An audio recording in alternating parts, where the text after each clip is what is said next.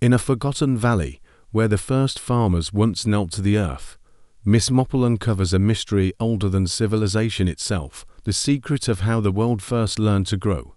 Chapter 1. The Seeds Beneath the Firelight.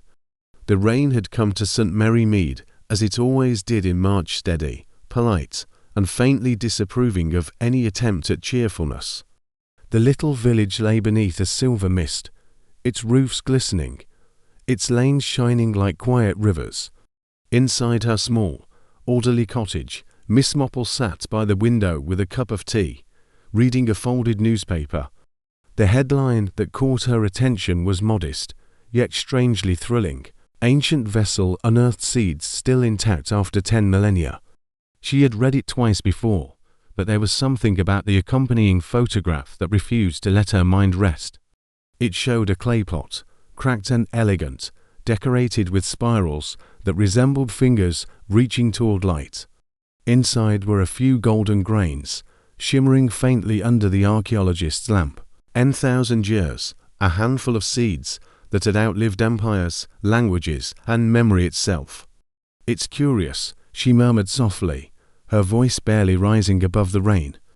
"We forget so easily, and yet the earth remembers everything." She turned the page, but her thoughts lingered on the image, that fragile pot, those sleeping grains. The story was too quiet for the front page and too deep for the back, which meant it had gone almost unnoticed. But Miss Marple speaking, "Jane, Leonard Anstruther here. I hope I'm not disturbing your peace."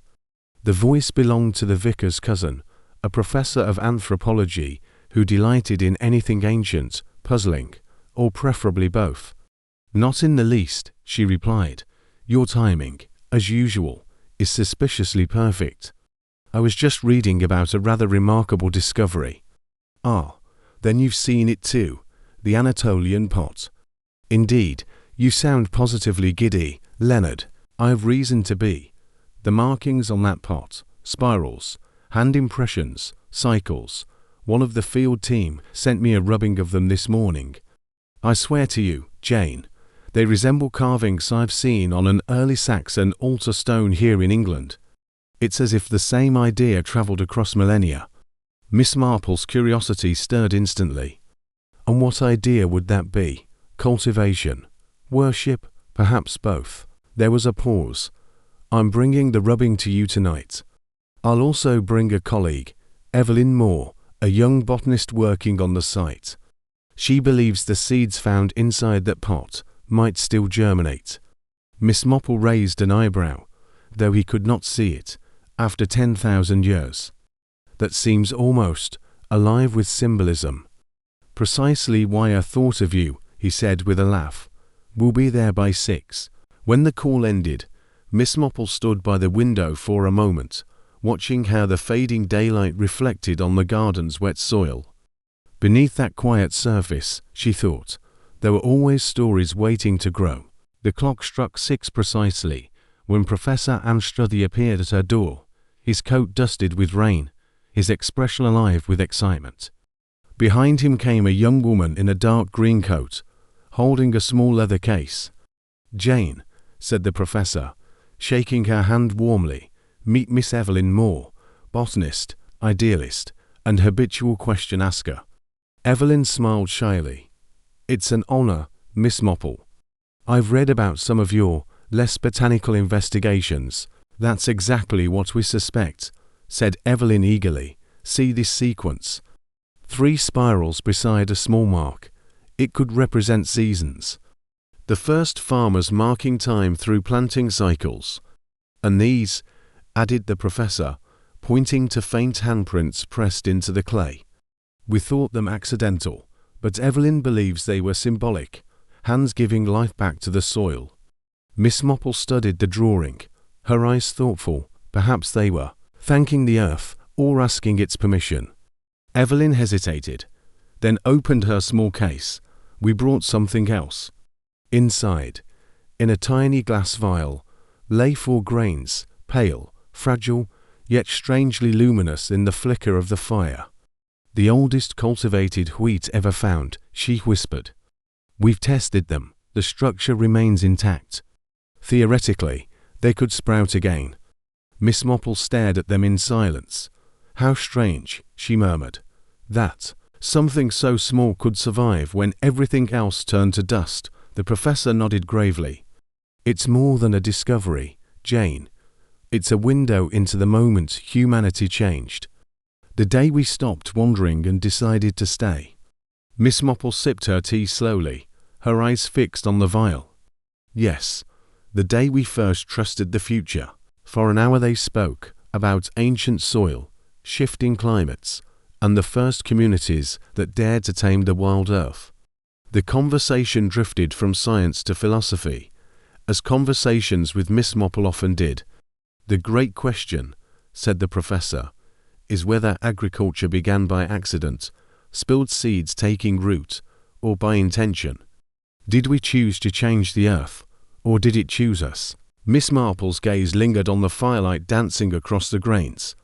"Choice," she said softly, "is never accidental. Perhaps necessity whispered, but curiosity answered." Evelyn smiled, captivated by her calm insight. "You sound like you've solved this already." "Oh no," Miss Marple said. "Merely listening to what the world keeps repeating. Mankind always mistakes its first question for its last." Outside, the rain had stopped, the night pressed close to the windows, and the smell of damp earth filled the room. Evelyn closed her case carefully. "We're returning to the site next week," she said. "The deeper layers may reveal more vessels, maybe even an early granary. Professor Anstruther wondered if you might join us." Miss Marple looked at her with gentle amusement. "To Turkey, to history," the professor said. She laughed softly. "Then how can I refuse?" After they left, Miss Marple remained by the window, her reflection mingling with the misty glass. The newspaper still lay open on the table. She read the headline one last time, then whispered to herself, "We learn to plant food. And in doing so, we learn to plant hope, greed, and memory alike." Outside, under the faint glow of the moon, the soil of St. Mary Mead shimmered faintly, quiet, ancient, and alive with secrets. Beneath its surface, the story had already begun to grow. Chapter 2. The Fields of Memory. The sun over Anatolia rose like an old gold coin, polished by time. Pale light poured over the stony hills, the valleys brushed with mist, and the ruins of a settlement long buried beneath layers of earth and forgetting. It was a quiet land, half waking, half dreaming, and it seemed to Miss Marple that even the soil carried a kind of memory. From the tent doorway, she looked out upon the excavation site. Wooden planks crossed the pits like ribs of a sleeping giant. Men with brushes moved patiently across the ground, sweeping centuries away, one layer at a time.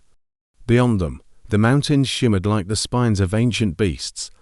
Professor Leonard Anstruther, brim hat crooked over one eye, appeared beside her carrying 2 enamel mugs of tea. "Quite the change from your village garden, eh, Jane?" Miss Marple accepted her mug with a faint smile.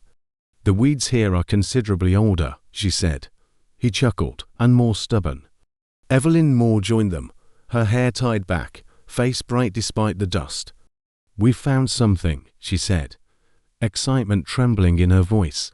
"Come see." Miss Marple followed, her steps deliberate, her eyes observing everything, the stacked crates of pottery, the catalogue stones marked with chalk numbers, the distant hum of wind. They stopped at the edge of a freshly uncovered trench. Beneath the tarpaulin lay an uneven layer of blackened soil dotted with faint circles of ash. Evelyn knelt, brushing the surface with a small brush. "See these rings?" She sighed. "Fire pits, dozens of them, in a perfect curve. We thought they were just hearts, but look, each one has fragments of the same clay as the vessel we found earlier." Miss Marple leaned closer, almost as if someone placed them in a pattern. "A ritual, perhaps. That's what we're trying to understand," said Leonard. Every fire pit contained grains of the same ancient wheat, intentionally burned. Why burn food when survival depended on it? Miss Marple's gaze softened. Perhaps they weren't feeding themselves, but the earth. Evelyn looked up sharply. You mean a sacrifice? Or an offering, Miss Marple said. There's a difference. That afternoon, the team gathered under the canvas awning, where a rough table had been set up.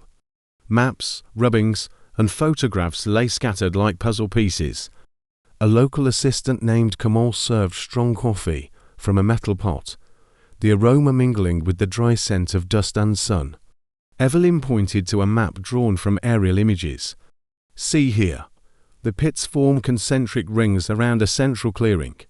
If you plot them, they resemble the spiral on the vessel. Meaning? Asked Leonard. Meaning, she said quietly. This site may not be a village at all. It might be a field designed as a symbol, or a shrine to fertility itself. Miss Marple sipped her coffee thoughtfully. So the first farmers, she mused, might also have been the first priests. Kamal, who had been listening quietly, nodded. My grandmother used to say, the first prayer was not spoken, it was planted. Everyone fell silent for a moment, as if the old proverb had opened a window.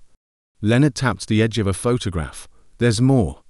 Beneath the outer ring, the soil changes color, richer, darker.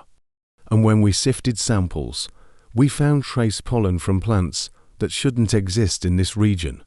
Lentils, chickpeas, barley, species that appeared here far earlier than they should have.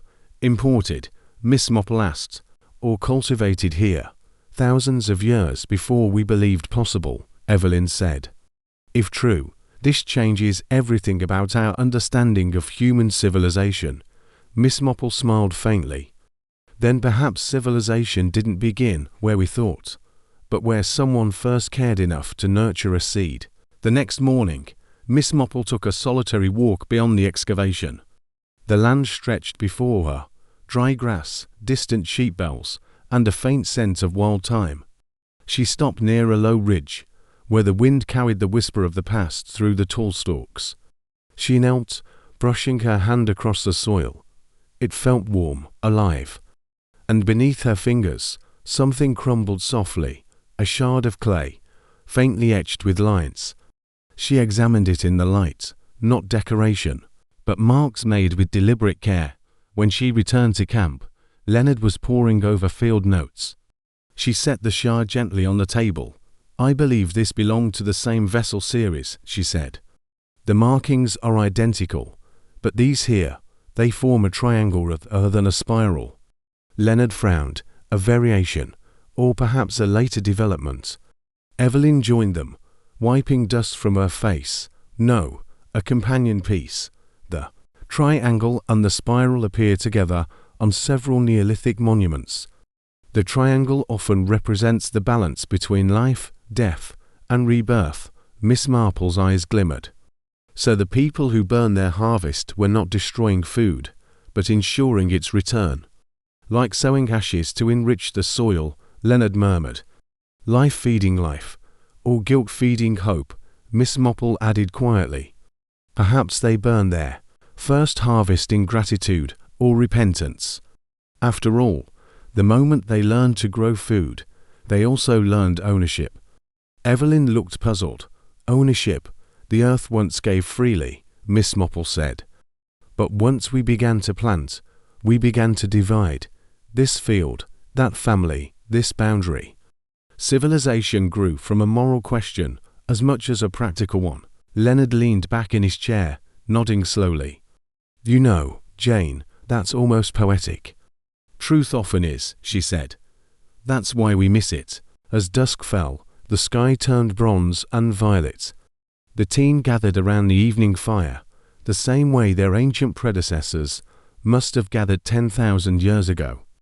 Kamal played a soft tune on a reed flute, the melody drifting over the valley.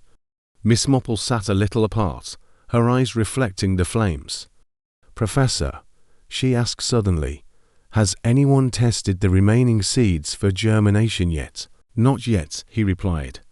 Evelyn insists on waiting until we return to London. Proper conditions, she says. Why do you ask? Because, she said softly, I wonder what would happen if one of those seeds grew here, in the same soil it once knew. Evelyn looked thoughtful. It would be poetic symmetry. It would be resurrection, Miss Marple corrected gently. A gust of wind scattered sparks upward, and for a moment they looked like stars reborn. She gazed into the fire. You see, Leonard, every discovery carries temptation, the wish to repeat the first miracle. Whoever first planted these seeds must have believed they could command life itself. That was humanity's first faith. And its first arrogance. The professor said nothing. The fire crackled softly, and the night deepened around them. Somewhere in the distance, a wolf howled, long, lonely, and ancient. Miss Marple looked up toward the dark horizon. The land lay vast and silent, holding its secrets as it always had. But she knew, as surely as one knows a storm is coming, that this excavation was not simply about history. It was about remembering who we once were, and what we had lost the moment we began to sow. Chapter 3. The Seed That Sprouted Twice. The morning after the storm, the air hung heavy with the scent of damp earth and ash. Miss Marple stood at the edge of the excavation pit, her coat fluttering softly in the wind, ice tracing the dark curve of the soil where fire pits once glowed thousands of years ago. The night's rain had washed away a layer of dust, revealing new patterns beneath faint lines that connected the circles like veins beneath skin. Professor Anstruther joined her, adjusting his hat against the glare of sunrise. Every rainfall uncovers something, he said quietly. Or washes away what we thought we knew, Miss Marple replied. She crouched, brushing a thin line of sediment with her gloved hand. The marks ran in parallel, intersecting every few feet, too precise for nature. These are furrows, she murmured. Someone planted here. Evelyn Moore arrived breathless, clutching a notebook. You're right, Miss Marple. The samples confirm it. The soil's composition matches early agricultural layers: phosphorus, potassium, carbon, ash. Whoever lived here, they didn't just burn seeds, they sowed them. Miss Marple looked toward the horizon, where the hills turned to bronze. And what they sowed, she said, must have changed them forever. Later that afternoon, the camp buzzed with excitement. Under one of the larger tents, Evelyn had set up a makeshift laboratory: wooden crates, 4 tables, glass jars filled with preserved soil samples, and a row of tiny earthen bowls under shaded cloth.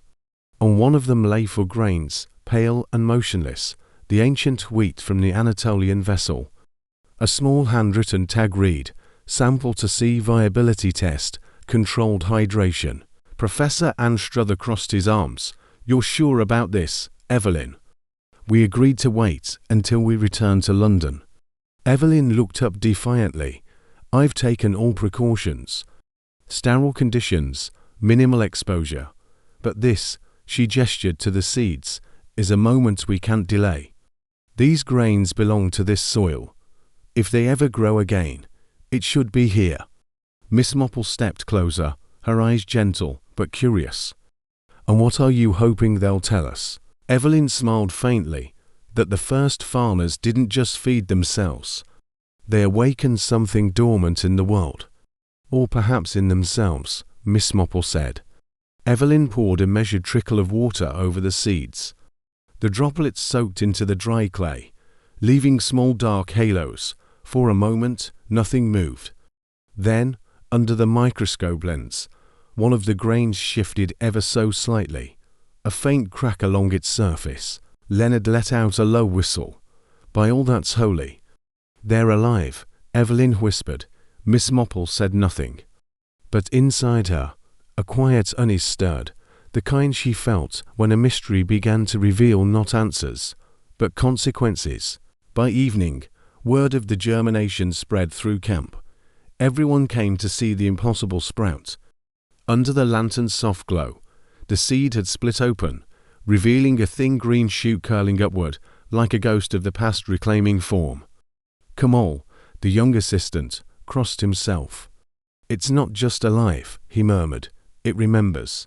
He pointed to the shoot.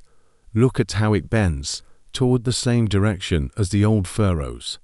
It's growing as if it knows where the sun used to be. Evelyn, fascinated, scribbled notes. Plants can retain geotropic memory, she said.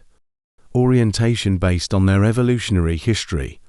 But this one, she shook her head, this one shouldn't even exist. Leonard placed a cautious hand on her shoulder. You've made history, Evelyn. But Miss Marple remained quiet, her gaze fixed on the delicate green thread.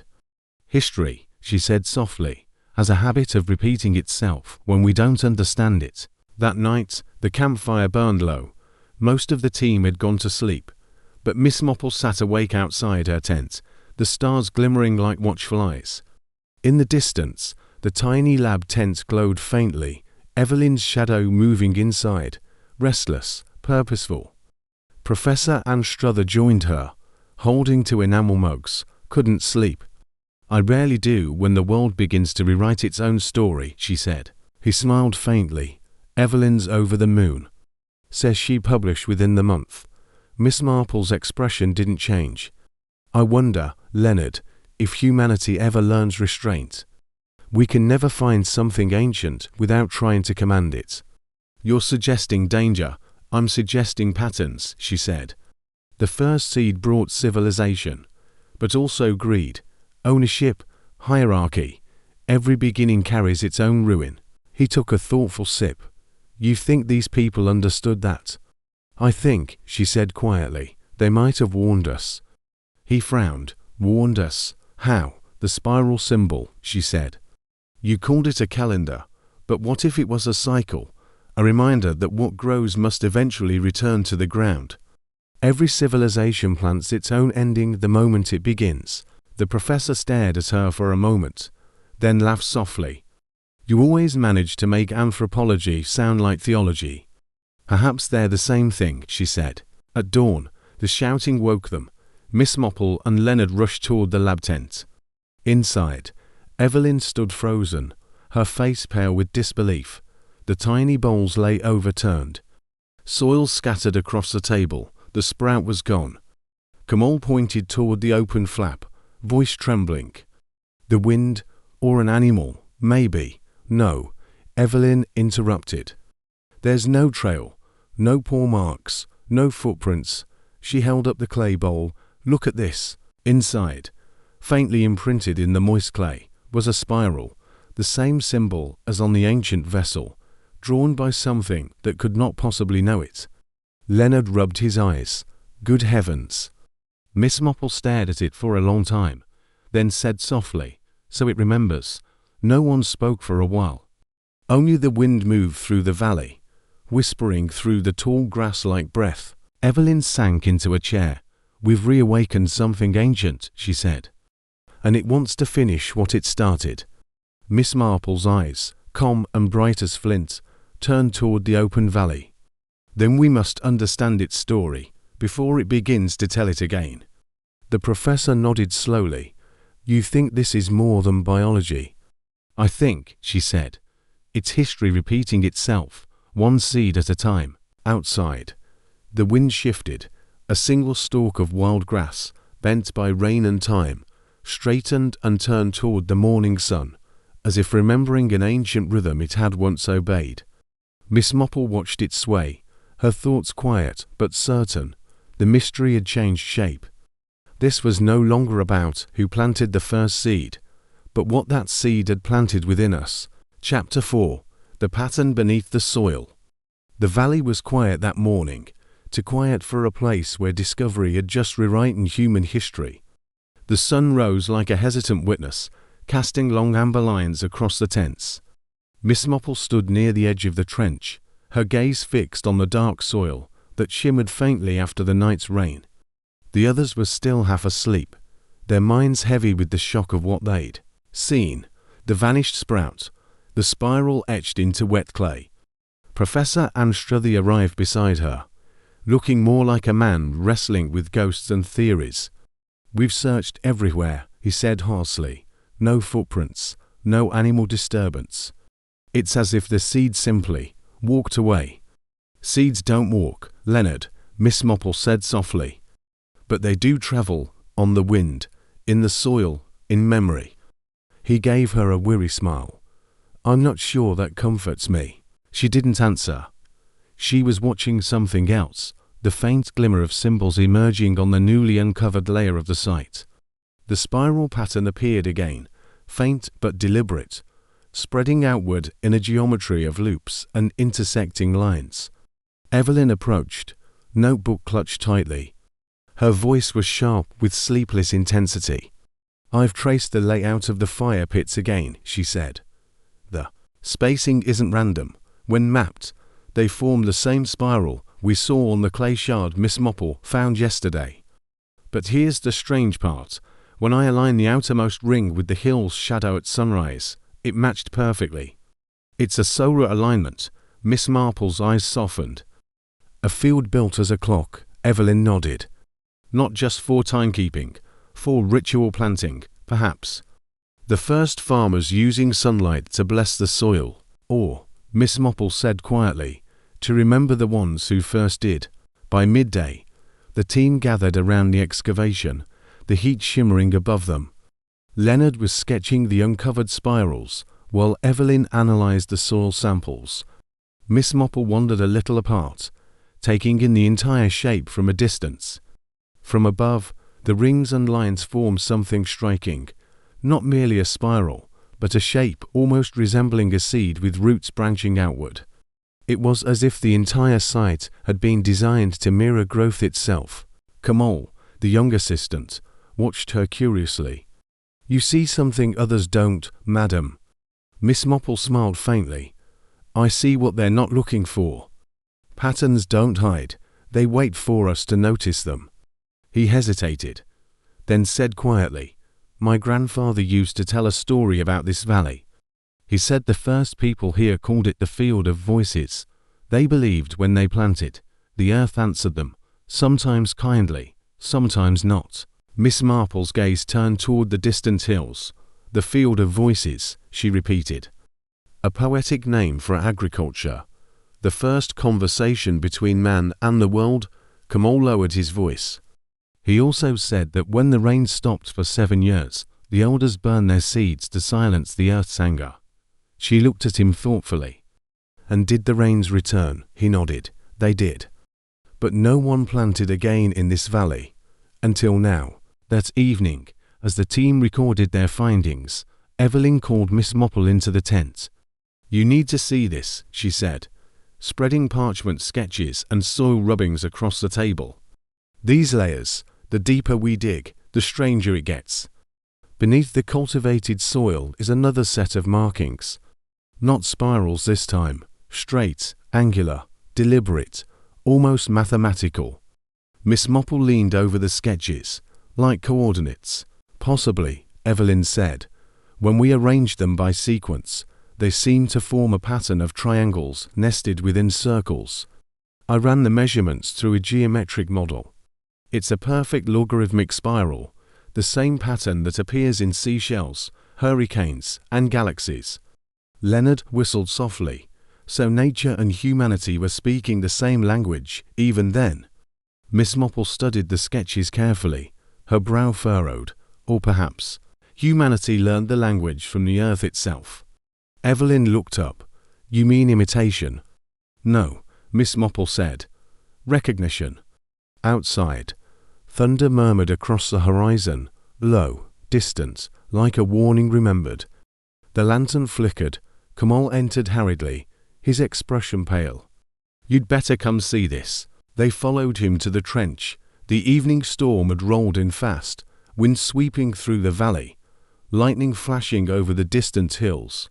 At the center of the excavation, rainwater had begun to pool, forming a shallow mirror that reflected the spirals beneath. But as the lightning struck again, something shimmered within that reflection, faint lines glowing for a heartbeat, forming what looked like a complete design, far more complex than anything they'd recorded. Leonard gasped. "It's a map." "No," said Miss Marple quietly. "It's a memory." She knelt at the edge of the trench, the rain soaking her hat and coat.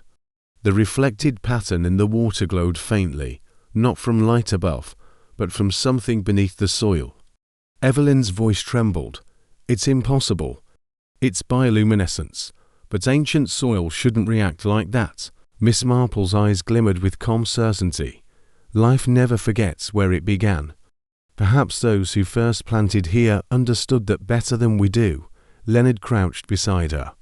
Jane, if this site contains naturally luminous spores, some biological residue, it could rewrite our understanding of early agriculture entirely. Or, Miss Marple said softly, it could remind us that the first farmers never sought to control life. They only wished to be part of it. The rain fell harder. The reflection shifted again, and for an instant, the luminous lines formed a shape that none of them could mistake. A human figure bent over, sowing seeds into the earth, surrounded by light. Evelyn gasped, stepping back. It's like the image on the vessel. The same posture. Miss Marple's voice was steady. A reminder of the moment we changed from wanderers into creators. And creators, she added quietly, always pay a price. The lightning cracked again, so close that the air shivered. Then, as suddenly as it began, the glow beneath the water faded. The pattern vanished, only mud remained. When the storm finally passed, the team sat in silence within the lamplight of the main tent. The night air was cold, filled with the smell of rain and clay. Leonard wrote quietly in his journal. Evelyn stared at the glass vial containing the remaining ancient seeds, her eyes full of both wonder and unease. Miss Marple sat near the doorway, watching the rain drip from the tent edge. You've all seen something tonight that most will call impossible, she said, softly, but impossibility is only a word we use for things that existed before we were ready to believe them. Evelyn looked up. Do you think we should continue digging? Yes, Miss Marple said, but not just into the soil, into ourselves. Because the people who made this pattern understood something simple, that life and knowledge must stay in balance. The moment we take more than we give, the pattern collapses. Leonard sighed, closing his notebook. And yet here we are, still digging. Miss Marple smiled faintly. It's what we do best, unearth old lessons and call them new discoveries. She rose, her silhouette framed against the storm-lit night. The field beneath us holds more than artifacts. It holds a mirror. And if we look closely enough, we may not like the reflection. Outside, the wind carried the scent of wet earth, alive, ancient, and listening. Chapter 5. The Whispering Earth. The storm passed before dawn, leaving behind a silence so complete that even the insects seemed unsure whether to return. The valley glistened under the pale morning light, water pooled in every hollow, the air thick with the scent of clay and ozone. Miss Marple stepped outside her tent, her boots sinking slightly into the mud. Around her, the camp stirred slowly awake, figures moving like shadows, between rising plumes of mist. She paused at the edge of the trench where the strange luminous patterns had appeared the night before. The water had drained away, leaving dark soil streaked with faint veins of color. They looked almost organic now, threads of life embedded in the ground itself. Evelyn Moore was already there, crouched beside the pit, scribbling furiously in her notebook. Her face was pale, her hair unkempt, but her eyes burned with curiosity. They're changing, she whispered without looking up.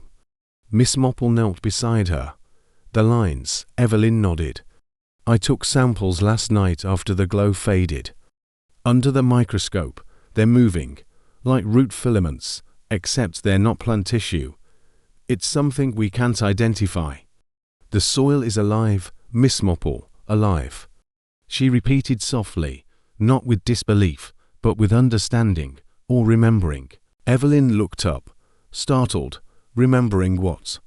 The hands that first shaped it, Miss Marple said. The people who gave this land its purpose.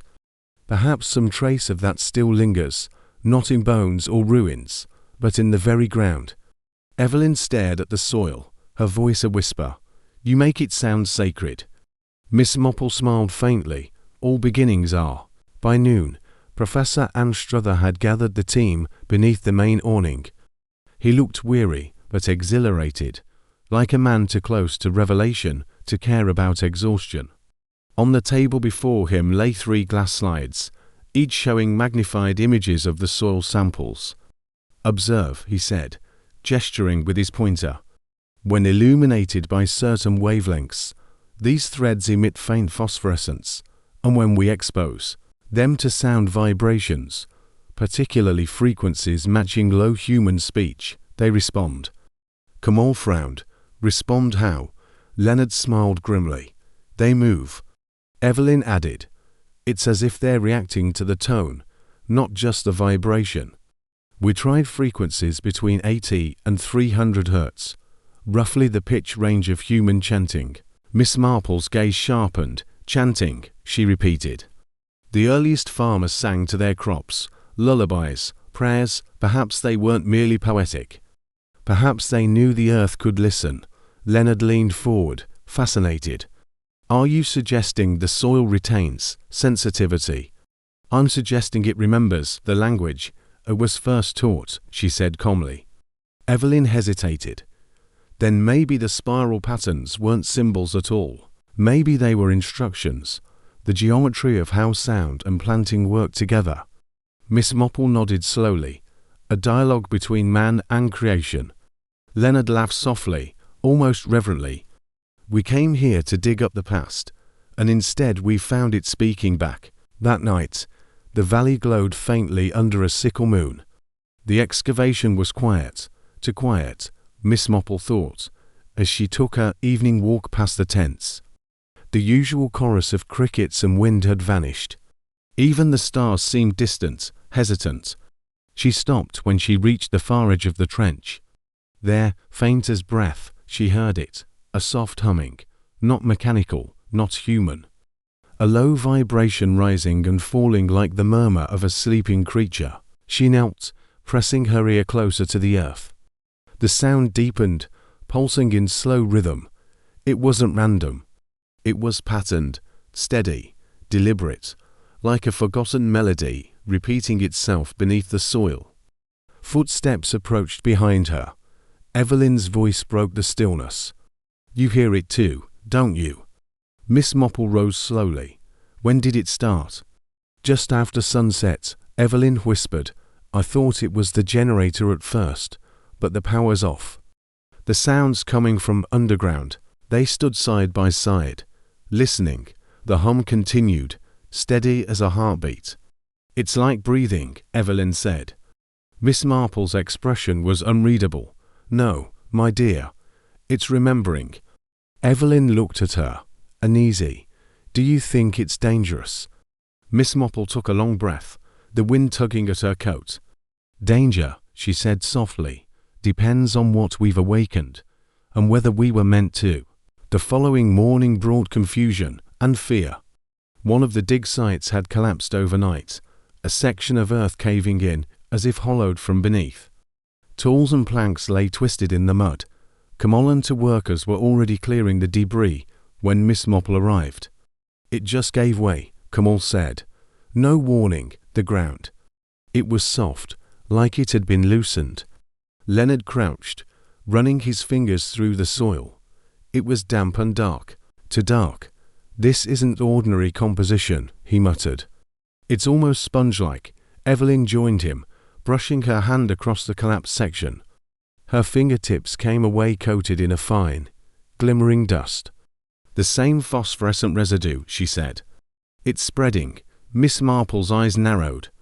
So the pattern beneath the soil wasn't static after all. "No," Evelyn whispered. "It's growing." Leonard looked up sharply. "Growing." "Evelyn, you're talking about the ground as though it's alive. Look at the data," she cried. "Temperatures rising by 0.5 degree every few hours, moisture retention increasing, microbial activity off the charts. Something is changing under there, fast." Miss Marple spoke quietly, her voice cutting through the tension. "Perhaps we've recreated the first harvest." Leonard frowned. "You mean?" "I mean that when you germinated that ancient seed," she said, "you didn't just bring life back, you restarted a cycle that had been sleeping for millennia." Evelyn's voice trembled. "And now the soil itself remembers what it once was." That night, fear and fascination gripped the camp. The hum beneath the earth grew louder. resonating through the metal tent poles like the plucking of invisible strings. Even the air seemed to vibrate with it. Evelyn sat near the fire, staring into the flames. "You were right, Miss Marple," she said quietly. "The first farmers didn't just feed themselves, they awakened something." Miss Marple looked into the distance, her expression calm but grave. "Yes, they learned to make the earth answer their needs. But every answer demands another question. And sometimes," she added softly, "the earth asks it back." Leonard approached with his notebook. "We need to document this properly. Samples, recordings. The world has to know." Miss Marple turned to him. "The world will know soon enough, Professor. The question is, will it understand?" He looked at her, puzzled. "Understand what?" "That the soil beneath us isn't merely history," she said. "It's conscience. Everything we've ever done, every harvest, every fire, every seed of greed or hope, the earth has listened. And now, perhaps, it speaks." A distant rumble echoed from the valley, deep and slow, like thunder trapped underground. The fire flickered, the ground trembled softly beneath their feet. Evelyn rose, eyes wide. "It's moving again." Miss Marple's gaze remained steady on the horizon, where the stars flickered faintly above the dark fields. "Yes," she murmured, "the field remembers the hands that touched it first. And it seems it wishes to be touched again." The wind carried a low sigh through the valley, neither storm nor whisper, but something older, something alive. And in that moment, Miss Marple realized this mystery was no longer about how humans learn to cultivate the earth, but whether the earth had ever stopped cultivating us. Chapter 6. The Song of the Soil. The valley woke under a veil of fog, the kind that blurs the edges of reason. The earth was damp, the tents beaded with dew, and the air carried a strange vibration, faint, steady, like a hum buried beneath silence. Miss Marple felt it before she heard it, a soft trembling under her boots, as though the ground itself was whispering through her bones. She stood by the trench where the soil had collapsed days earlier. A fine mist rose from it now, shimmering faintly in the slanted light of dawn.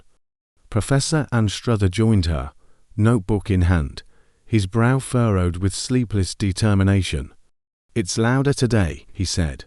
"The sound's measurable now, 18 hertz, subsonic. Below human hearing range, yet somehow we feel it." Miss Marple finished, her voice calm. "The body hears what the mind denies." He gave a grim smile. "Evelyn's convinced it's geological resonance. I'm not so sure. The frequency isn't random. It pulses in a precise pattern. 3 beats, then 1 pause, over and over." Miss Marple's eyes lingered on the mist curling above the soil. "Like a heartbeat, yes," he whispered. "But whose?" Inside the main tent, Evelyn Moore sat surrounded by equipment, recorders, analyzers, and sheets of frequency graphs. Her hair was disheveled, her eyes red from hours of focus. "It's not natural," she said the moment Miss Marple entered. "I've analyzed the waveform. It's mathematical, Fibonacci sequence intervals, repeated across the harmonic spectrum. Someone, or something, encoded structure into this sound." Miss Marple leaned closer to the graphs. The pattern flowed like a spiral, expanding outward in perfect proportion. "The same geometry as the ancient carvings," she murmured. "Nature's language." Evelyn nodded eagerly. "Exactly. But here's the extraordinary part. When we play back the recording through the soil itself, the luminous filaments reappear. They react to the sound." She pressed a button. The low hum filled the air, not heard so much as felt. The soil in a nearby tray began to shimmer faintly, lines of light threading through the dirt, like veins waking from sleep. Leonard stepped forward, all breaking through his exhaustion. "Good heavens!" Evelyn turned to Miss Marple, her voice trembling between triumph and fear. "It's communication. The earth is responding to frequencies, maybe even understanding them." Miss Marple's tone was soft but firm. "Then it remembers the song of its first caretakers. The farmers must have sung while they planted. and the earth learned the melody of life.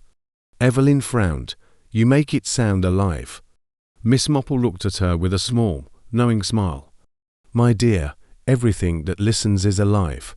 That evening, the wind was still. The valley lay bathed in orange twilight, the air warm and strangely expectant.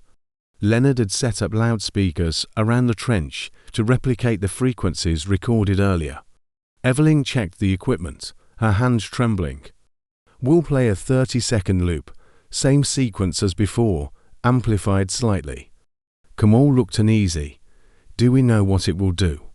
No, Leonard admitted, but if this is indeed a biological resonance, it could reveal how the earliest farmers interacted with the soil, a living feedback system. Miss Marple stood a few paces back, her hat shadowing her eyes. Every conversation carries risk, Professor. Once you speak, you invite a reply. He hesitated only a moment, then nodded to Evelyn. Play it. The sound began, low, rhythmic, pulsing like a giant invisible heart. The air trembled, the soil vibrated. Slowly, impossibly, the ground began to move. Lines of faint golden light traced themselves through the trench, forming spirals that pulsed in sync with the sound. The same pattern repeated, radiating outward, a living geometry unfolding before their eyes. Evelyn gasped. It's alive. It's remembering. Miss Marple's gaze remained fixed, serene and solemn. No, she said softly. It's answering. The hum deepened. A soft gust of wind swept across the valley, though the trees did not stir. The luminous spirals expanded, forming branching shapes that resembled roots or veins. For a moment, the entire field glowed with the faint light of life. Then the sound cut abruptly, the light faded, silence returned. Leonard exhaled, trembling, incredible. The soil responded directly to harmonic resonance. This is the missing link, the moment humanity learned to tune itself to the planet. Miss Marple looked down at the darkened trench. Or the moment we stopped listening and began commanding. That night, Miss Marple sat outside her tent, wrapped in her shawl, the stars scattered above like 1,000 quiet witnesses. Evelyn joined her, holding a cup of tea that had long gone cold. I should feel ecstatic, the young botanist said softly. We've just proven that life and sound, biology and geometry, are linked in a way no one's ever documented. But instead, I feel afraid. Miss Marple smiled gently. Discovery often feels that way, because truth doesn't arrive as we expect it. It reminds us of what we've forgotten. Evelyn sighed. Do you think we've done something wrong? Perhaps not wrong, Miss Marple said, but careless. When you play the Earth song, you must remember it's an echo, not yours to own. Evelyn stared into the darkness, the spiral pattern. It's more than decoration, isn't it? Yes, Miss Marple replied. It's a record of harmony. The farmers understood that the earth and human heart beat in rhythm. That's what kept balance.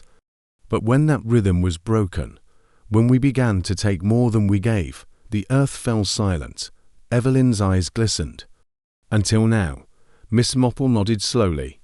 Until we woke it again. A faint hum rose from the distance, softer this time, almost melodic, as though the valley itself had begun to sing.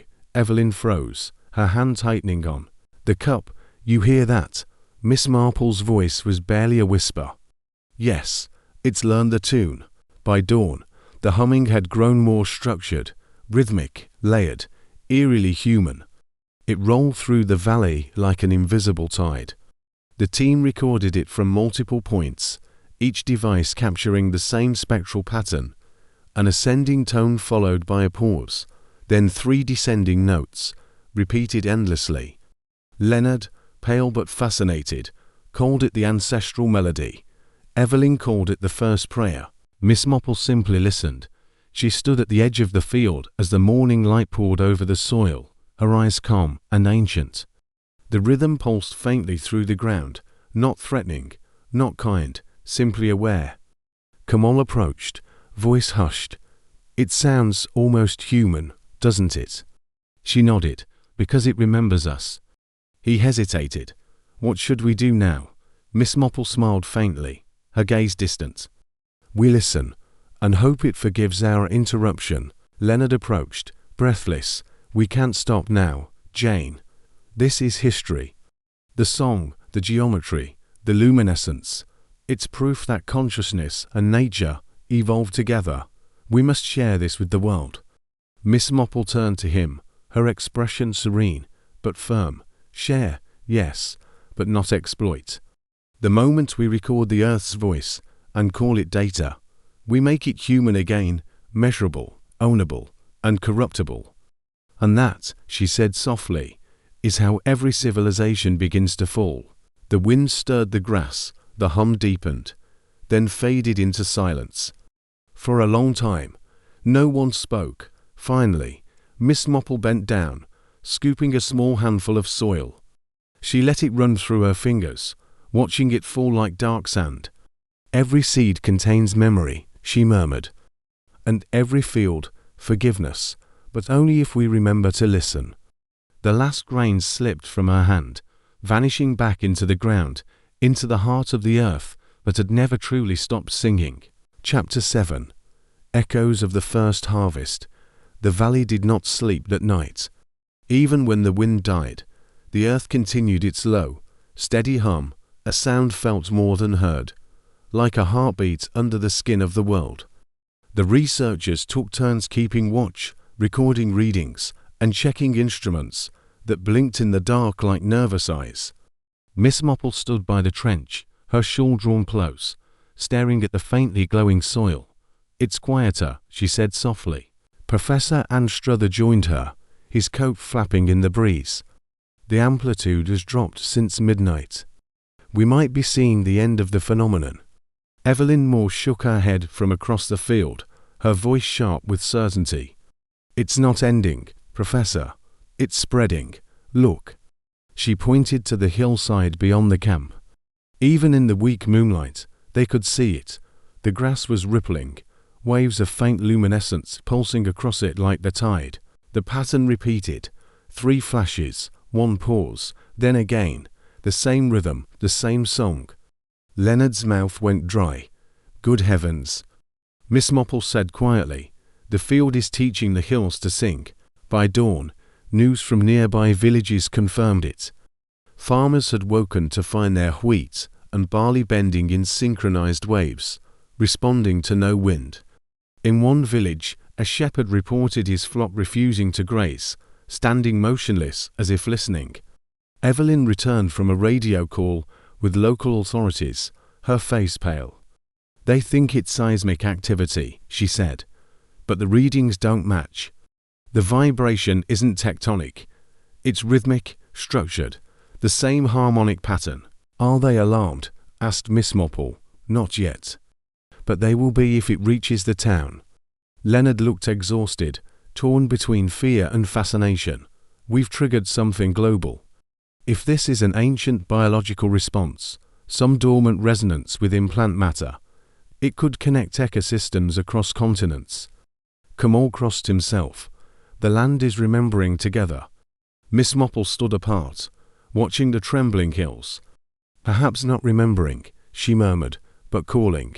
Later that morning, Evelyn placed one of the ancient seeds, the last remaining grain, into a small pot of native soil. She watered it carefully, her hands steady despite the tremor in her voice. We have to know if the resonance affects germination. Leonard frowned. That could be dangerous, Evelyn. The first sprout already vanished, she interrupted. Yes, but we never learned how. I need to understand this. If this connection is biological, if the plants are communicating, then this seed could bridge the past and present. Miss Marple approached quietly. You think the earth wants to grow again, she said. Evelyn hesitated. I think it's already growing. With or without us. The 3 of them watched as the damp soil settled in the pot. Nothing moved. Then, slowly, the surface cracked, a tiny green thread unfurling like a sigh. Leonard exhaled. It's alive. Evelyn smiled faintly. It shouldn't be. And yet it is. Miss Marple gazed at the fragile sprout. Some things return not because they survive, but because they're needed. As they watched, the sprout leaned slightly, not toward the sun, but toward the trench, toward the sound. By afternoon, the phenomenon had spread beyond the valley. Reports came from miles away, forests vibrating faintly, rice paddies rippling in rhythm, even houseplants turning toward the direction of Anatolia. The researchers gathered around the radio, listening to fragments of bewildered voices. Trees shifting near Konya, fields glowing at night, livestock refusing to cross certain soil. Leonard ran a shaking hand through his hair. This isn't just biology. It's coordination. As though every plant on Earth has remembered the same origin, Evelyn leaned forward, eyes wide. They share root memory, dormant genetic instructions awakened by harmonic resonance. It's not consciousness, but collective recall. Miss Marple looked thoughtful. Perhaps consciousness was never only ours. Perhaps life itself is one great memory, spread thinly across everything that grows. Kamal looked frightened. If the earth remembers everything, Miss Marple, then it also remembers what we did to it. Her expression softened. Yes, the first seed gave us food, but it also gave us dominion. We began to take more than we gave. And the world learned our language of hunger. Leonard frowned. Are you suggesting this? Song is retribution. No, she said. Recognition. The soil is not angry, only awake. That evening, the valley burned with light, not fire, but golden luminescence seeping from the ground like breath. The entire excavation glowed softly, spirals and lines pulsing beneath the surface, forming vast patterns too large to comprehend. Miss Marple stood at the center of it all, her eyes reflecting the glow. Around her, the others whispered, awed and terrified. Evelyn's voice broke the silence. Look at the pattern. It's spreading outward again. It's as though the earth is redrawing itself. Leonard whispered, the geometry. It's expanding logarithmically. If it continues, the resonance could encircle the planet. Miss Marple tilted her head. Perhaps it already has. For a moment, they could hear it, faint, but unmistakable, a hum carried by the wind, echoing across mountains and valleys. It wasn't chaotic. It was orchestral, harmonious.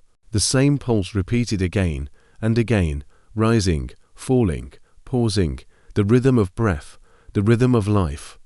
Evelyn whispered, it's beautiful. Miss Marple's voice was quiet but grave.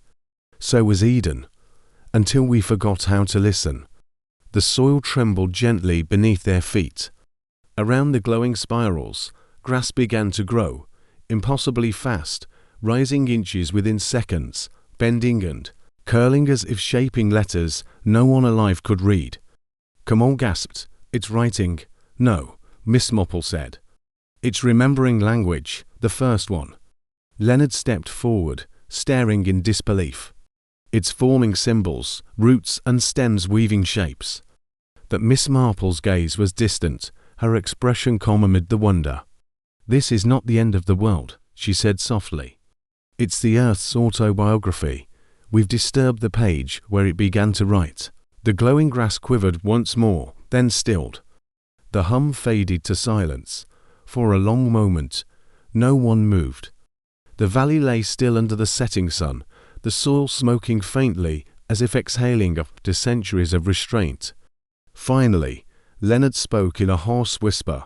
What happens now? Miss Marple looked toward the horizon, where fields shimmered faintly in the twilight. Now, she said, the earth will decide if it wants us to keep reading. That night, Miss Marple could not sleep. She sat by the fire, the soft crackle echoing faintly against the dark hum that still lingered beneath the soil. She thought of the first farmers, their calloused hands, their prayers whispered into furrows of freshly turned ground. She imagined them hearing the same voice in the earth, the same low music, and wondering, as she did now, whether they had created life, or merely joined it. The flame flickered, a single grain of soil dropped from her hand, glowing faintly before fading.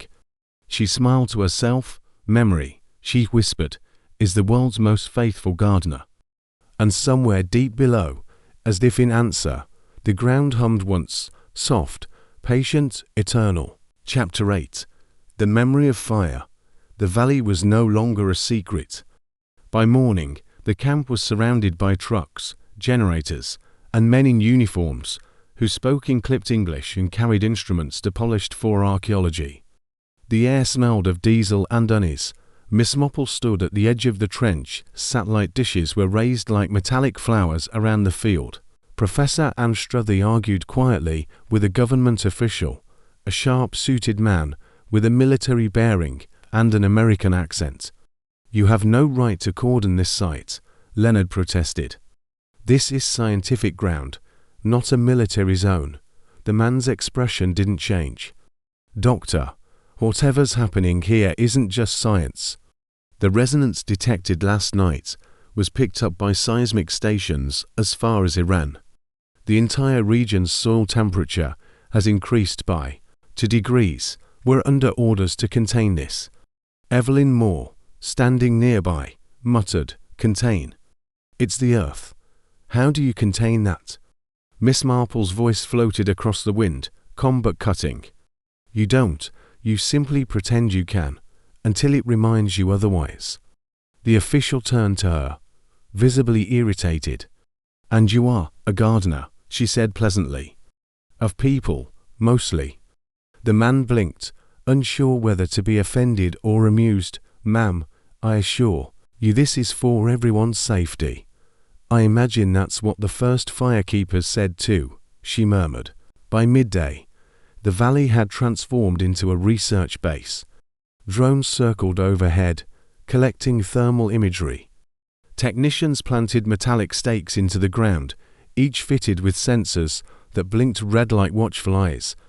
The hum beneath the soil had faded, but not died. It lingered like a heartbeat muffled by fear. Leonard hovered near a table of monitors, his enthusiasm dimmed. They think they can shut it up, he said bitterly. They're broadcasting inverse frequencies, trying to neutralize the resonance. Evelyn's hand trembled as she adjusted a dial. If they disrupt the sequence, they could destroy the balance. The resonance wasn't harmful. It was communication. Miss Marple joined them, her eyes on the monitors. And communication misunderstood is the oldest cause of conflict, my dear. Leonard sighed. Jane, these men think in terms of control, not comprehension. To them, this valley isn't a conversation. It's an anomaly. Miss Marple gave a small smile. And anomalies, like truth, tend to unsettle authority. As if in answer, the ground trembled faintly, not a quake, but a pulse, a slow ripple underfoot. The technicians froze. The sensors flickered from red to amber. Evelyn whispered, it's responding. Miss Marple looked toward the horizon. No, it's remembering. That evening, the first containment test began. Floodlights bathed the valley in sterile white as low-frequency speakers hummed a steady countertone meant to silence the song. The air quivered. The soil shivered. Miss Marple stood apart from the group, her eyes calm amid the rising tension. Evelyn stood beside her, unable to hide her dread. It feels wrong, she said. Like we're shouting over something ancient, because we are, Miss Marple replied. The hum deepened, the ground vibrating faintly. For a moment, everything seemed to hold its breath. Then the floodlights flickered. A low rumble rolled through the valley, not violent, but deliberate, like thunder that remembered where it came from. The air filled with the scent of ozone and scorched soil. Evelyn clutched Miss Marple's arm. It's heating up. The readings. Before she could finish, a burst of golden light erupted from the center of the trench. It wasn't fire, not exactly, but a luminous surge of energy that glowed like molten sunlight. The technicians scattered, shouting. Instruments sparked and died. Leonard fell to his knees, shielding his eyes. Good Lord, Miss Marple didn't move. Her gaze stayed fixed on the heart of the light, calm, if watching a familiar storm. Fire, she said softly, the second teacher. Evelyn's voice shook. What do you mean? The first humans learned to feed the earth, she said. The second learned to burn it. The memory of growth and destruction are the same, only the reason changes. The light flared brighter, then vanished. The valley fell silent. When the smoke cleared, the trench was gone, sealed by fused glassy earth, smooth as obsidian. The instruments were dead. The song had stopped. Hours later, the camp sat in stunned silence. The officials whispered into radios, their voices tight. The scientists huddled over ruined equipment, trying to salvage data. The valley smelled of rain and ash. Evelyn sat by the remnants of her small pot. The ancient seed she had planted now a curl of black ash. She stared at it, her voice hollow. "It's over, we killed it." Miss Marple knelt beside her, brushing the ashes gently with her hand. "Perhaps not. Fire never kills what it remembers." Leonard approached, his face streaked with soot. "They're calling it a thermal anomaly. They'll evacuate the area by dawn. Everything we've learned will be locked away." Miss Marple looked at the blackened soil, her tone distant. "And so the pattern repeats. Every time humanity touches truth, it burns its own fingers." Evelyn's eyes filled with tears. "Why does it always end like this? Every discovery turns into control, every miracle into containment. Because," Miss Marple said softly, "we've never truly understood the difference between understanding and ownership." Leonard sighed heavily. "You sound almost relieved." She smiled faintly. "I'm not, but I am realistic. The earth has survived worse than our curiosity." Near midnight, the fog returned, thick and cool, rolling across the darkened valley. The camp was nearly empty now, the officials gone, the scientists asleep in their tents. Only Miss Marple remained awake, sitting near the fused trench, the obsidian surface reflecting the moonlight like black water. She spoke quietly, almost as if to herself. "You remember everything, don't you?" For a long moment, there was nothing but wind. Then, faintly, so faintly she could almost have imagined it, a single hum rose from beneath the glass, low and steady. It lasted 3 heartbeats, then faded. She smiled. "Good, rest then." When she returned to her tent, she found a small object lying on her cot, a shard of the fused soil, still warm. Embedded within it was a perfect imprint of a wheat seed. She held it up to the lantern light. The pattern of its grain glimmered faintly, arranged in spirals, the same sacred geometry as before. Miss Marple's voice was soft, almost tender. "You always leave a trace, don't you?" She set the shard carefully inside her satchel, where it glowed for a moment longer before dimming completely. Outside, the valley slept again, silent, black and still. But beneath its surface, unseen and patient, the memory of fire continued to smolder, waiting, as it always had, for someone to listen again. Chapter 9. The Return of the Green. The valley lay abandoned under pale dawnlight. Where once tents and tools had stood, only dark impressions in the soil remained, ghostly outlines of human interference already claimed back by the earth. The fused trench, black as volcanic glass, stretched silently across the center. Miss Marple stood at its edge, her satchel over her shoulder, her breath forming faint clouds in the chill air. The officials had gone at sunrise, taking their data and their fears with them. Professor Anstruthy and Evelyn were packing the last of the equipment, their movements slow, reluctant. Evelyn broke the silence first. "It feels wrong to leave," she said. "After everything we've seen." "Sometimes," Miss Marple said softly, "the kindest thing we can do is step back and let life mend what we've disturbed." Leonard frowned, shading his eyes from the morning glare. "I doubt life will return here soon. The soil's fused. The microorganisms must have been destroyed completely."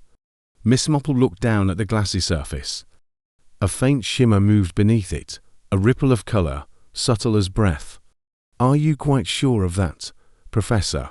He followed her gaze, and froze. The shimmer grew stronger, rippling outward in faint green waves, like reflections of distant leaves. Evelyn gasped. "It's alive. under the glass. Miss Marple nodded. The memories beginning again. By afternoon, the air had grown warm, unnaturally warm for that time of year. The fused trench, once smooth and black, now showed hairline cracks. Tiny shoots of green pushed through them, slender and trembling, as if the soil beneath had decided to bloom in defiance of logic. Evelyn knelt, gently touching one. "It's wheat," she said in awe, "ancient wheat. The same variety we found in the vessel." Leonard leaned closer. "Impossible. The temperature, the conditions. It should take weeks to germinate." Miss Marple smiled faintly. "Perhaps time remembers differently down there." They watched as the shoots multiplied, creeping outward along the cracks, threading through the scorched ground like veins of emerald light. Within hours, the entire trench shimmered faintly with green. Kamal, who had returned to help pack, crossed himself. "It's beautiful," he whispered, "like spring waking from stone." Miss Marple's expression softened. The first spring must have looked much the same, fragile, impossible, and inevitable. Evelyn sat back on her heels. "It's as if the earth forgave us." Miss Marple looked toward the horizon. "Forgiveness," she said, "isn't the same as forgetting." That night, the valley glowed softly again, not with the fiery gold of the resonance, but with a gentle green luminescence that pulsed in rhythm with the wind. The sound, too, had changed. The deep hum of the previous nights was gone, replaced by a faint melodic rustle, the sound of leaves whispering against one another. Evelyn sat beside the fire, staring at the glowing field. "It's singing again," she said, "but differently." Miss Marple nodded. "A new song for a new cycle." Leonard, still restless with scientific unease, frowned. "I can't explain it. The radiation readings are normal, soil temperature stable, but the energy emission continues. It's as if the plants are generating their own light." "Perhaps," Miss Marple said, "this is what the first farmers saw, their crops shimmering under starlight, thinking they'd called down a miracle." Evelyn smiled faintly. "And maybe they had." Kamal added softly, "The villagers say the fields near the mountains have started glowing too." "They think it's a blessing," Leonard groaned. "And the government will call it contamination." Miss Marple stirred the fire. "Both will be wrong," she said. "The earth is not blessing or punishing. It's remembering balance." Evelyn turned toward her. "Do you really think the planet can remember?" Miss Marple looked into the flames, not in words or thoughts, in rhythm, in pattern, in repetition, the same way we remember love, not by what was said, but by what was felt. By morning, the phenomenon had spread beyond the valley. The team received radio reports from across Anatolia. Green fields glowing faintly at night, crops germinating days ahead of season, entire plains shimmering under moonlight. The tone of the transmissions varied, some frightened, others awestruck. Leonard and Evelyn recorded what they could, filling journals with observations. Miss Marple, however, spent her time walking the valley's perimeter, quietly observing the rebirth. She found a cluster of villagers gathered near the ridge, murmuring prayers. One old woman stepped forward, her weathered hands holding a bundle of wildflowers. She looked at Miss Marple with reverent eyes. "You woke the mother," she said. Miss Marple inclined her head gently. "No, my dear. The mother was only resting." The woman placed the flowers on the ground beside her and whispered default text, something in Turkish. Miss Marple didn't understand the words, but the tone carried the weight of gratitude and fear. When she rejoined the others, Evelyn asked softly, "What did she say?" "That the earth forgives what the sky forgets," Miss Marple replied. Leonard frowned. "Philosophical poetry won't satisfy the authorities when they return. They'll call this spontaneous growth unnatural. Everything miraculous is unnatural until it becomes normal," Miss Marple said. He gave her a look that was half admiration, half disbelief. "You always make disaster sound like destiny." "It often is," she replied. "We just name it differently." That night, their last before leaving the valley, they built a small fire beside the green trench. The wheat had grown taller still, each stalk glowing faintly at the tips. The wind carried a low rustle that almost sounded like laughter. Evelyn broke the silence. It's strange to think something so old still knows how to begin again. Miss Marple smiled. That's what beginnings are for. To remind endings they were never final. Leonard stared at the field, his expression softened by wonder. When we publish this, it'll change everything we know about life, about evolution, memory, even consciousness. Miss Marple looked at him, eyes kind but firm. You cannot publish this. He blinked. What, Jane? You can't mean. I do, she said quietly. The moment this becomes data, it dies. The earth does not wish to be studied, only understood. Evelyn hesitated, but the world deserves to know. Miss Marple nodded, and it will, in its own time. Every generation rediscovers the same truths in different words. You've done your part. Now let the silence finish the story. The three of them sat quietly, the fire crackling low. The glowing wheat swayed gently in the night breeze, the rhythm of its movement echoing the same ancient pulse they had once heard beneath the soil. Miss Marple closed her eyes for a moment, listening. The hum had softened into something almost human, a lullaby sung by the earth to itself. She whispered, the first farmers must have felt this peace. The knowledge that life doesn't end, it only changes form. Evelyn leaned her head against her knees, eyes glistening. It's beautiful, she said. Miss Marple looked toward the valley where the green light shimmered like an ocean of memory. Yes, she murmured, and fragile. Let's hope we've learned to tend it better this time. The fire burned low, the wind quieted, and somewhere deep beneath the glowing fields, the heartbeat of the world pulsed once more, steady, patient, eternal. And Miss Marple, listening with the calm of one who understood both life and endings, smiled into the dark. Chapter 10. The Testament of the Seed. The train from London to St. Mary Mead cut through the English countryside like a quiet thought returning home. The fields rolled by in misty greens and golds, and to Miss Marple's observant eye, something about them seemed altered. The wheat stood taller than usual for early spring. The hedgerows bloomed ahead of schedule. Even the air shimmered faintly with an unfamiliar warmth, as if the soil beneath England had caught a memory from far away. She sat by the window, gloved hands folded over her satchel. Inside it lay a small object wrapped in linen, the shard of fused soil she had brought from Anatolia. She had not shown it to anyone, not even Leonard or Evelyn. It wasn't secrecy. It was instinct. Some things were not meant for laboratories or headlines. They were meant to be remembered. When the train slowed at the village station, the familiar sound of distant church bells greeted her, steady, comforting, human. Yet even here, she sensed that the earth was humming softly beneath her feet. "Oh," she murmured as she stepped onto the platform. So the song has travelled.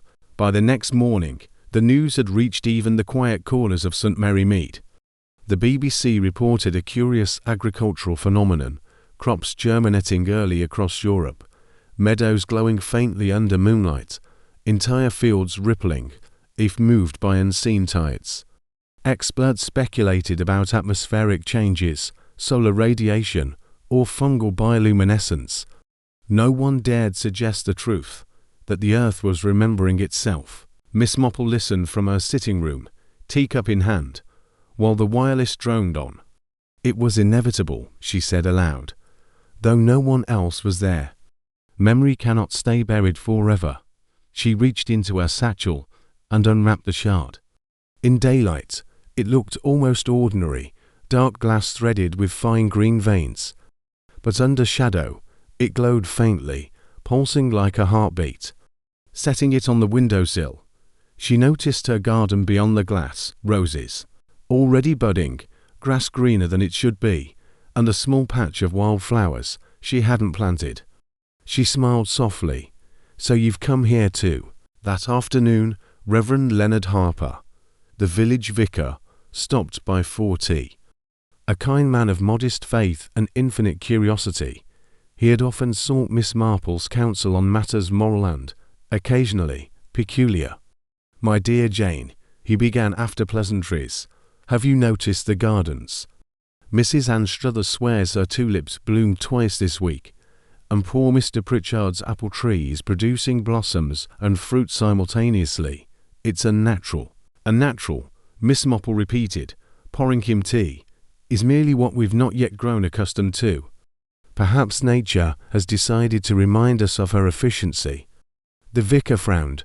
Efficiency is one thing, but this feels orchestrated. Miss Marple's eyes twinkled. "Perhaps creation always was." He leaned forward, lowering his voice. "There's talk among the parish folk that it's divine intervention, a sign of renewal. Others say it's something darker, an omen." "Ah," she said with a gentle sigh, "when the miraculous appears, we always divide it into heaven and hell." "How very human of us," he hesitated, then noticed the shard glowing faintly on the window-sill. "That's rather unusual glass, Jane. Turkish, perhaps," she smiled, "in a way." He studied it, intrigued. "It seems alive." "It remembers light," she said simply, "as all things do." That night, as the village slept under a soft silver moon, Miss Marple sat by her garden window, the shard resting before her. The glow had grown stronger, faint threads of light pulsing through its core. Outside, the flowers swayed, though there was no wind.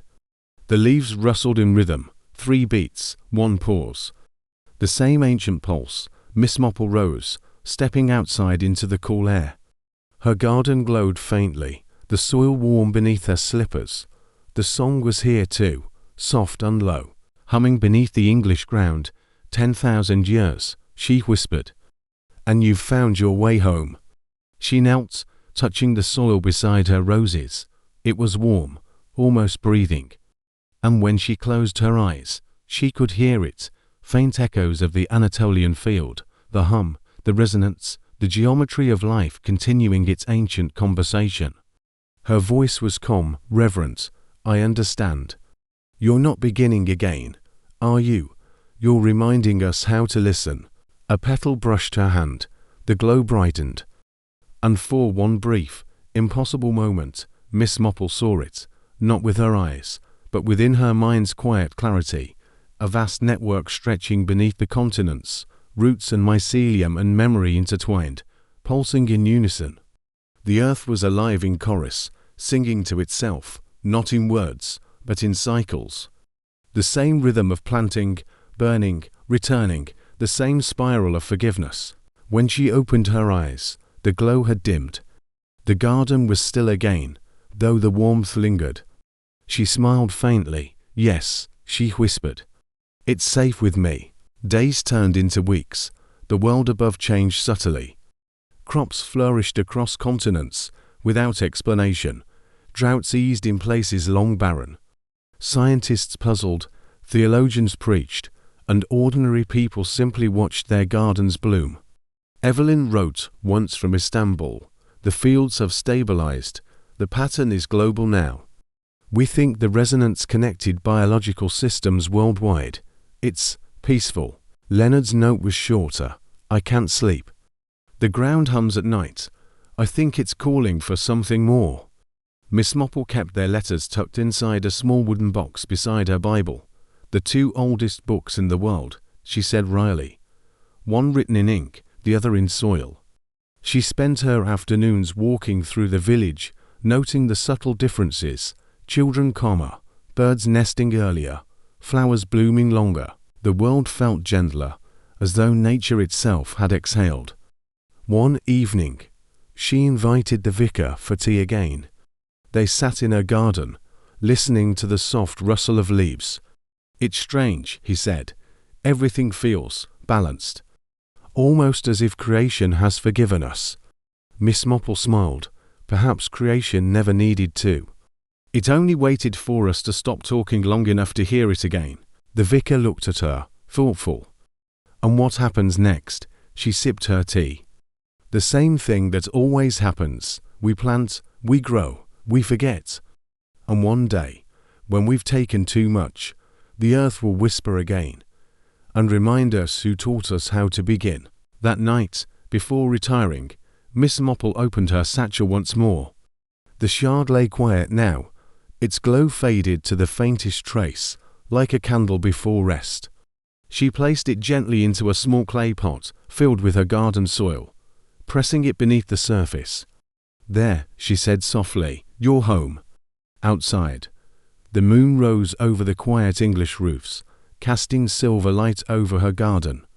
The soil in the pot shifted slightly, barely visible, as if exhaling. Miss Marple watched it with calm satisfaction. "The first mystery solved itself," she murmured. "Life never needed us to explain it, only to remember it."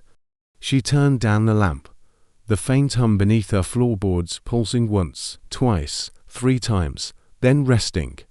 In the darkness, the earth dreamed, and this time, humanity dreamed with it. I am glad to see that you are still here. Please like the video and subscribe to the channel to support Drift Away Tales.